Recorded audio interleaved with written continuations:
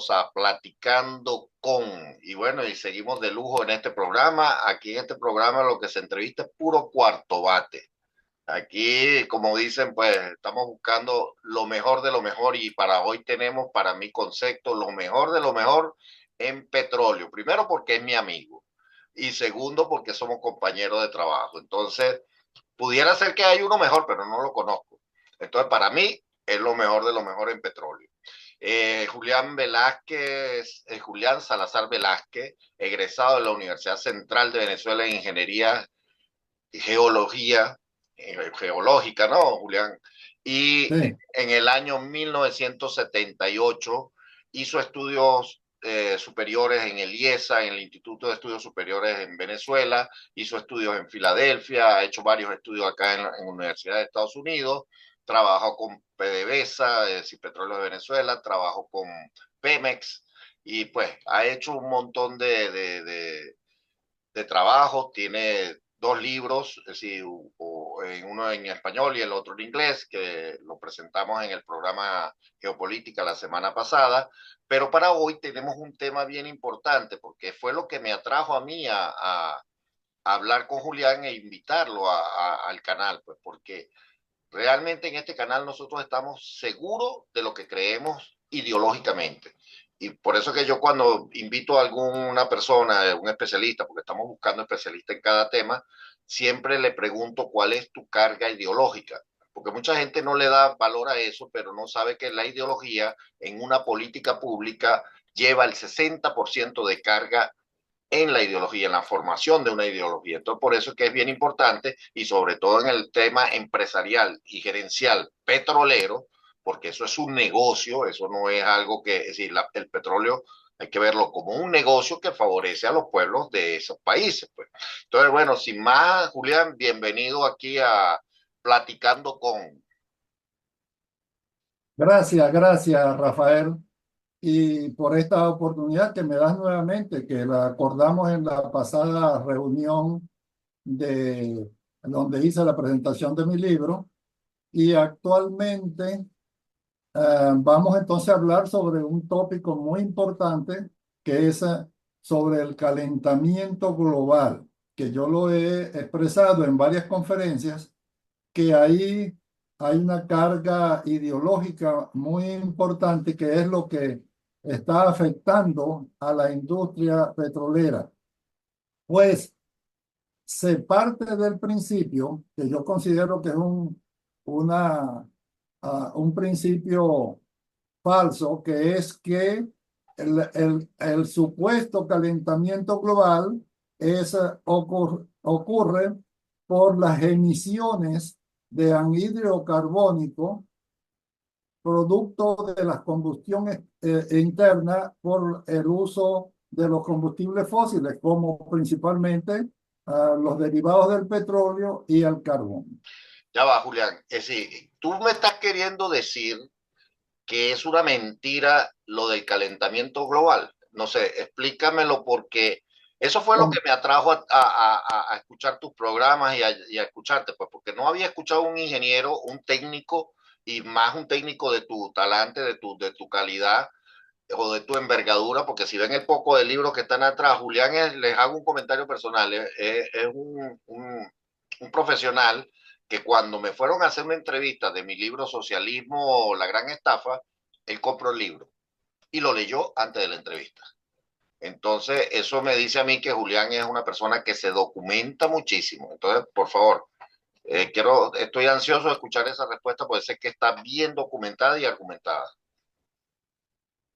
Sí, yo lo llamo la gran falacia moderna de el neomarxismo a nivel global, que es cuando se saca la cuestión de a mediados del siglo XX, por ahí por los años 70, cuando empieza a hablarse del calentamiento global. En esa oportunidad, y cuando yo empiezo a escribir mi libro, me documento, pero ya antes, como geólogo, como hombre de las ciencias de la Tierra, veo que eso es una completa falacia. ¿Por qué? Porque nosotros los geólogos conocemos la historia de la Tierra desde su formación y desde las diversas épocas geológicas que constituyen la historia de la Tierra, que la conocemos como el precámbrico, el cámbrico, el ordovícico, silúrico, devónico, carbonífero, pérmico, triásico, jurásico y cretácico, y la parte del terciario. Entonces, cuando uno analiza la historia de la Tierra y lo aprende a través de todas las técnicas que usamos en la ciencia geológica para conocer la historia, nos damos cuenta que calentamientos y enfriamientos han ocurrido a lo largo de toda la historia geológica. Por ejemplo, han ocurrido entre el límite entre el precámbrico y el cámbrico, en el límite para cambiar al ordovícico, y ahí hasta la última glaciación que ocurrió hace 11.000 años. Es la más reciente. Entonces, en esa época no existían los seres humanos y uno se pregunta, pero ¿cómo es eso de que ahora son los seres humanos los causantes del calentamiento global? Cuando hace 1,8 millones de años, es una especie reciente. En cambio, han ocurrido conferencias que he dado sobre este tema tenemos un problema de y comunicación ahorita. Se congeló tu imagen, pero no, vamos a tratar de, bueno, si el audio está bien, ok, ahora se volvió a retornar tu imagen. Eh, Te recomiendo por cuestiones de data, por transmisión de data, puedes hablar un poco más despacio, por si acaso se entrecorta para que la gente pueda captar pues el mensaje. Vamos a continuar. ok, entonces como les decía, eso no tiene nada en absoluto que ver con la emisión de anhídrido carbónico. Y además, cuando se pone uno a analizar toda la propaganda, porque es propaganda y que está en manos de cuerpos o de instituciones que dependen de Naciones Unidas, uno sabe cuál es la orientación ideológica actual de Naciones Unidas. Bueno, la que Y siempre ha hay sido de izquierda, ¿no? de izquierda, pero ahora es una izquierda más radical. Es una izquierda que se embarca en actividades como, por ejemplo, propagar la ideología del calentamiento global y otras, como las ideologías actuales de los LGBT y todas esas cosas, el aborto, todas esas ideologías son propiciadas por Naciones Unidas. Entonces, acá en este aspecto, yo ya he llamado la atención en varias conferencias que he dado, porque esto lo que está causando es que se culpe a una causa la cual no es científicamente demostrable. Es Ahora, decir, ahora te el pregunto, anhídrido carbónico. Uno le pregunta ¿cuál es el objetivo de los woke? Porque son los woke, pues la izquierda, que tienen ellos para eso del calentamiento global. ¿Qué ganan ellos con eso? bueno, lo que ganan es lo que tienen siempre en su ideología, que es destruir el sistema actual democrático de Productivo, libertades y de producción capitalista. perfecto. Entonces, así como otras ideologías cuya función es destruir la familia. Entonces, es como destruir todo el andamiaje estructural del De la mundo sociedad, occidental, de la sociedad occidental, en el sentido de, bueno, vamos entonces a cambiar, a darle un sustento a que hay un cambio climático, porque también te ponen un eufemismo que se llama cambio climático, porque antes lo llamaban calentamiento global, de manera que cuando dicen hasta en el invierno, cualquier tormenta invernal la asocian también al cambio climático y no al calentamiento global, que fue lo que surgió anteriormente. Todo está plagado de mentiras. Cuando uno analiza más el asunto, se da cuenta de que hay alrededor de 50 ah, este, ah, premoniciones o acciones futuras que iban a ocurrir si no se tomaban en cuenta todo lo de cambiar o orientar el uso de energías hacia energías renovables como la energía del viento, la energía de los paneles solares y toda esa cosa, porque es un gran negocio también. Claro, y esa Entonces, energía es costosa, ¿no? más costosa que la energía fósil, mucho más costosa. Y en algunos casos hace más daño, más impacto ambiental que la energía fósil. Por supuesto, porque entonces para construir paneles y para construir los molinos de viento, eso tiene que llevar mucha minería. Y el gran problema es que no, hay que, hay que ¿Cómo es eso, Julián? Explícame eso. ¿Cómo que qué necesitan los molinos y los paneles? Porque que tiene que generarse mucha minería para que la gente lo entienda, pues. sí, porque lo que pasa es que una de las grandes virtudes y beneficios de la energía del petróleo es que puede ser almacenado. Puede ser almacenado, puede ser transportado, pero lo importante es que puede ser almacenado en tanques.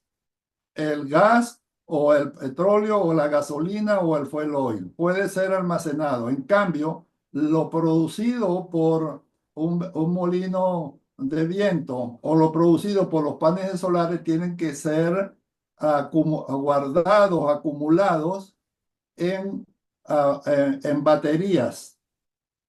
Entonces las baterías necesitan litio, necesitan minerales especiales, necesitan toda una cantidad de minerales, de metales especiales para que eso pueda elaborarse. Y para entonces, para hacer una batería, necesita que se desarrolle la industria minera, que esa genera más impacto ambiental que la industria petrolera. Exactamente. Ahora, Entonces, eso es lo que pasa.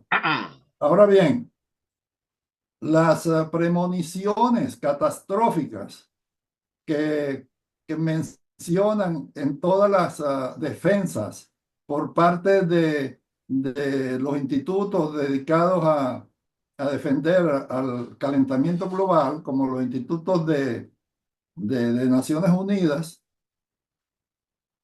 ahí hay un punto que hay que tomar en cuenta, que ninguna de esas premoniciones que han sido divulgadas catastróficamente, ninguna se ha cumplido. Ninguna. Y está bien documentada en páginas, en los vínculos en el Internet, donde uno puede acceder fácilmente a esa información. Como por ejemplo, no sé si el público ha escuchado, ha visto, donde se dice que Manhattan, si no se tomaban acciones, iba a estar bajo el agua porque se iba a derretir el hielo del polo norte y esa agua iba a hacer levantar el nivel del mar. me Y recuerdo. y yo le pregunto a cualquiera que vive en Nueva York, ¿está bajo el agua el Manhattan? No, Para qué año pronosticaban ellos que Manhattan iba a estar? eso lo pronosticaban en el 2000, en el 2008. Y Para el que en el 2008 iba a 2000, estar bajo el agua. no, y en el 2014 iba a estar bajo el agua. Oh, Entonces, esto no sé, y después lo pasaron al 2015 y al 2016. claro, para Entonces, rodarlo porque no se daba. entonces, otra, como por ejemplo, que los, los habitantes de la parte norte de Europa y de Canadá y Estados Unidos, los niños no llegarán a conocer la nieve.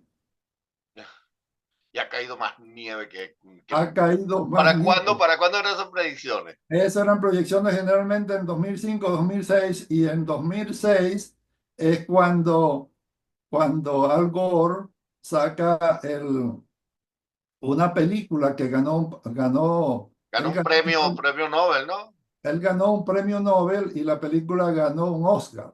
Oh, bueno, eso estaba cuadrado todo. Sí, sí, entonces ganó el Oscar Ellos se pagan y se dan el vuelto. Acuérdate que cuando Hollywood yo es vi, Wall. y eso lo repartieron gratis en todos los colegios para ir ya ideologizando a los jóvenes. A mis hijos les repartieron eso gratis en el colegio donde estudiaban en Maracaibo. Cuando yo lo veo, porque yo no había profundizado sobre este problema, yo digo, Dios, esto es algo demasiado fuerte y problemático. Hay que hacer algo. Y ahí dice él todo lo que hay que hacer. Una de las cuales era disminuir el consumo de combustibles fósiles y cambiarlo hacia la transición energética, hacia combustibles generados por los paneles solares, por los molinos de viento y por otro tipo de energías. ¿Quiénes son dueños de esas compañías? ¿No sabes? De esas compañías de paneles solares, de molinos de viento. Aquí hay un montón de molinos de viento en todos lados y a mí me Sí, parecen sí, yo soy de la parte de ingeniería mecánica y fue mi primera profesión en la parte naval y conozco pues todo el funcionamiento del molino, porque el molino genera electricidad pero gasta bastante aceite porque todos los engranajes y eso tiene que ser lubricado. sí, Entonces se genera electricidad y no hay nada más sucio que un molino adentro. Es decir, más contaminado de aceite y de todo que un molino. Pues entonces es como una contradicción, ¿no? sí. Entonces, esas falacias las pueden ver en, en en los vínculos de Internet que se han dedicado a divulgar todas las mentiras que se han dicho sobre lo que va a ocurrir. Es que mentiras que vienen desde cuando yo era estudiante de secundaria, como por ejemplo, decían que, no sé si recuerdan, que en el año 72 había un club de especialistas o de científicos. Para esa época uno respetaba mucho cuando nombraban el Club de Roma.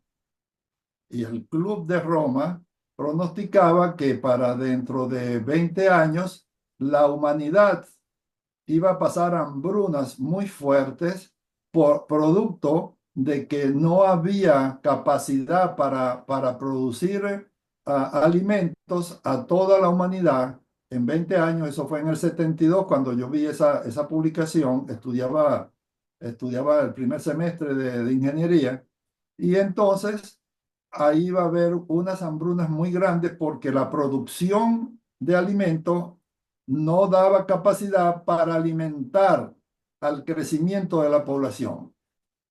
¿Y qué es lo que está pasando actualmente?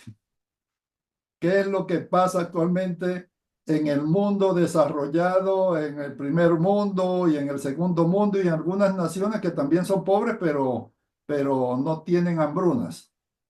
¿Qué es lo que está pasando? Más bien, en vez de hambruna, está pasando un problema sanitario y de salud pública que es la obesidad. Y la obesidad es producto ¿de qué? Del exceso de comida. ¿Por qué ha habido exceso de comida? Porque las tecnologías que se basan en el uso de combustibles fósiles, como por ejemplo el petróleo, la gasolina, el fuel oil, la maquinaria, todo eso se ha perfeccionado tanto que la productividad agrícola ha aumentado exponencialmente en los últimos 50 años. De manera que más bien lo que hay es una sobreproducción de alimentos. Y así cosas por el estilo, como que el petróleo se iba a acabar, no había suficientes reservas y más bien ahora, por ejemplo, Estados Unidos con otra tecnología que también la boicotean los ambientalistas radicales, que es el fracking, el Sí, uso, que eso es eso es para hablar otro tema, porque es eso mucho. tenemos planteado otro programa para eso. Sí. Entonces, cosas así por el estilo, que menos mal que no han logrado callar, porque ha habido, como todas las cosas de izquierda, su mentalidad ah, antidemocrática y buscando siempre hacer prohibiciones, han querido callar las voces de los que escriben y piensan diferente.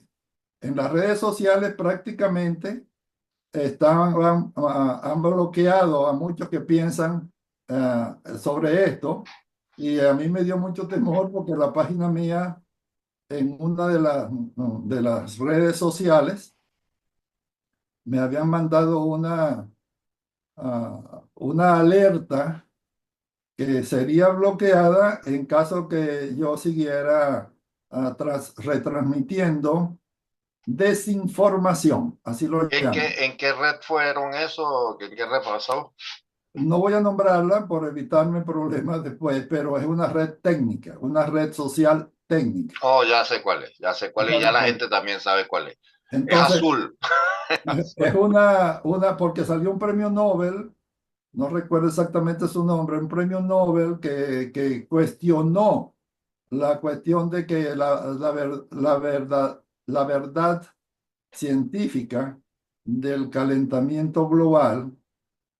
Y yo lo que hice fue, abajo le dije, le puse un like y le puse un comentario. Estoy completamente de acuerdo con lo que plantea el doctor ah, fulano, que no me recuerdo su nombre, y estoy completamente de acuerdo porque considero que no es la verdad decir que el anhídrido carbónico es el causante de un calentamiento global, que eso es algo natural.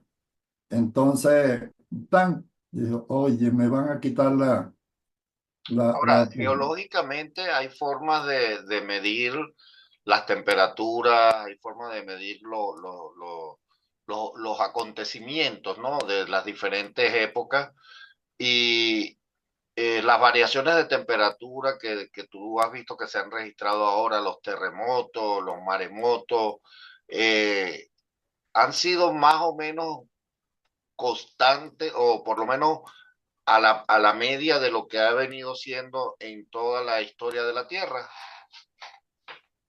toda esa data de temperaturas, ah, clima, presencia de anhídrido carbónico, todo eso está bien documentado en la ciencia geológica, que es la que trata y estudiamos nosotros en lo que llamamos la geología histórica. Tanto que se puede saber con el análisis de presencia de fósiles, así como el análisis geoquímico de las diversas capas que constituyen el registro geológico, se puede saber qué temperatura había en esa época.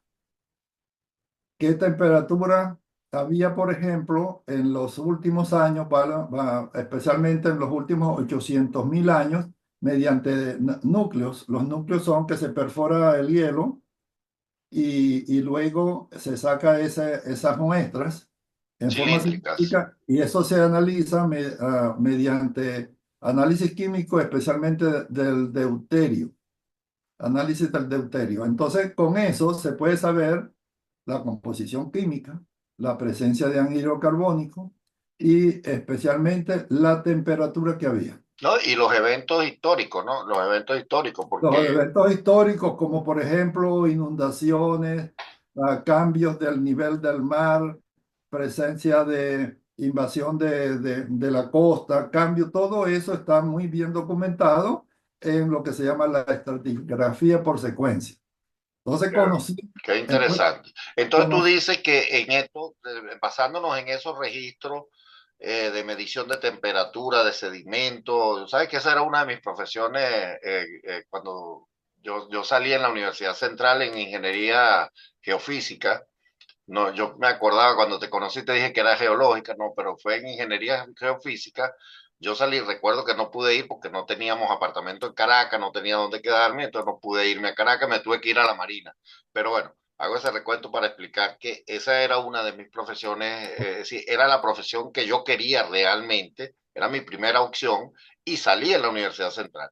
Y por eso siempre he sido curioso, ¿no? Con esto. Entonces, yo puedo hacer un gráfico por lo menos de los últimos 800.000 años y la temperatura, ¿cómo se ha comportado? ¿Ha sido pareja? En los últimos 800.000 años, o vamos a ponerte claro, en los últimos 1.500 millones de años, perdón, 4.500 millones de años, desde que ya la Tierra se solidifica y empieza la era que se llama el precámbrico. Ya de ahí en adelante que la Tierra está solidificándose, ya se conocen las temperaturas y la composición química y la presencia de anhídrido carbónico en la Tierra. Las temperaturas de la Tierra en esas épocas, desde el precámbrico, el cámbrico, el ordovícico, el silúrico, el carbonífero y el pérmico, y después el triásico, jurásico y cretácico, las temperaturas son más altas que las actuales y la presencia de anhídrido carbónico era mayor Es lógico por ¿cómo es? La actividad volcánica, ¿no? por la actividad volcánica. Y por eso es que hay un crecimiento muy fuerte de la vegetación, porque el nutriente principal de de la flora es el anhídrido carbónico. Claro, por eso que Eh, usted ve cerca de los volcanes que son zonas muy fértiles. Bueno, en México que tú vives, hay sembradíos grandísimos cerca de los volcanes, ¿no? Eso lo sí, viví yo en porque Ciudad de México. eso es por la presencia de ceniza volcánica en el suelo que es muy rica en nitrógeno. Entonces, eso es lo que pasa también. Ahora, para esa época no existían seres humanos, existían todas las especies que había en esa época, los dinosaurios, los trilobites, los belemnites, todas esas formas marinas y No, terrestres. capaz que, disculpa que te interrumpa, capaz que los WOW digan que, bueno, no, eran los picapiedras, porque andaban en carro y No, no, generaban esos gases. porque los seres humanos, los primitivos, desde más o menos los primeros homínidos aparecen hace 1,8 millones de años y no es comparable con los 60 millones de años cuando hubo la presencia de los dinosaurios. Entonces es un tiempo muy lejano, pero lo importante es que el anhídrido carbónico era más alto. ¿Y sabes cuánto es el porcentaje de anhídrido carbónico? Que uno le pregunta a cualquier defensor, ¿cuál es el porcentaje de anhídrido carbónico actualmente en la atmósfera? Y cualquiera dice, no, es tanto por ciento. La otra vez entrevistaban a unos que defendían el calentamiento global y dijo el señor en una forma muy seria, dice, no, es 7%, pero no es 7%, señor. Son 400 partes por millón 400 partes de anhídrido carbónico por un millón de partículas de aire. de aire. Es decir, si uno como ingeniero Es sabe, 0.0000000 lo divide, las 400 lo unidades. multiplica, lo divide entre 10.000 para transformarlo en porcentaje, eso da 4%. 400 partes por millón es equivalente a 0,04%. Es algo muy bajo, Y hace 300 muy, años pero más o muy menos, ¿cuánto bajo. era eso? Estaba en un orden mayor que el actual. Hace 300 Estaba años. en un Es orden decir, que no mayor que el habían actual. vehículos, habían seres humanos, pero no había vehículos. Ah, Es decir, y esa es la muestra, sí, esa es la prueba que tú estás. exhibiendo porque, recuerda, uno hace las tesis, No, pero las tesis tienen que ser probadas. Y es lo que nosotros estamos haciendo aquí, probando la tesis de tu libro y sí, de las cosas que se dicen. Sí, el que nos esté viendo, nosotros no sí. estamos hablando porque Entonces, somos de derecho, somos conservadores, nada más, no. Nosotros estamos hablando con propiedad. Aquí hay datos, datos que usted puede buscar. ¿Cuánto era la cantidad de anhídrido carbónico hace 300 años, hace 500 años? No sé dónde pueden buscar esa información, Julián. mira, actualmente, cuando yo edité el libro en 2020 y ya en 2018 ya estaba trabajando en eso, uno buscaba en Google, pero eso ha sido superado por la inteligencia artificial, que uno busca cualquier información. Antes lo que uno hacía era googlear, es decir, buscaba información, cantidad de anhídrido carbónico en la atmósfera en el Cretácico, ¿verdad? Y le salían cantidad de páginas en Google y uno iba buscando en esas vínculos que le daba el Google. Y ahora uno le pregunta a la inteligencia artificial y lo que le sale es un mensaje claro, explicado como un artículo.